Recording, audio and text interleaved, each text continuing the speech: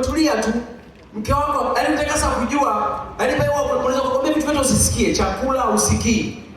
Ila kuna neno moja mke wako kukwambia ukasikia. Unasikia, unafikia na wanawake zako. Pale wewe unarudi nyuma, akili pa. Pale lazima akili irudi. Lakini kingine pia, ukiwa baba unakuwa ni family doctor, ni daktari wa familia. Hujasomea, una vifaa, ila wanakuaminia. Na magonjwa yote unatumia kifaa kimoja kuyapima, ni kiganja. Baba nasikia joto, njoo sogea. Hii homa. Akija ukashika huku, malaria. Alafu from nowhere, hapo unakuwa ni mtaalamu wa meno. Unaanza kuwa unang'oa meno watoto wako na unatumia kikamba cha cotton. Nimetikisika, sogea. Fanya leta uzi. Kama unang'oa tisiki. Afu moyo wala hata utikisiki.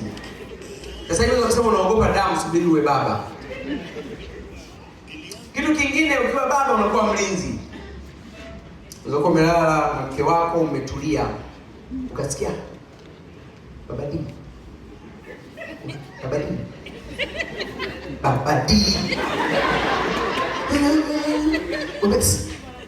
Sikia nje.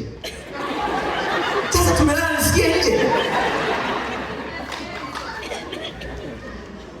Unasema kuna nini? Kuna mtu anasema kuna vitu vinatembea. Sasa wewe pale unajiuliza, unajua kiukweli kama binadamu unamuuliza nifanye nini? Ila nafasi yako ya ubaba inakukataza. Pale unashangaa tu, ngoja nikaangalie.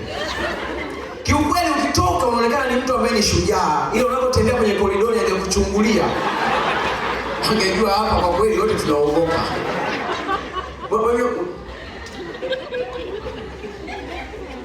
Sasa ili kuonyesha kwamba kuna kitu unafanya, huwa kuna kauli unaweza kuiongea kwanza. Nani uko nje?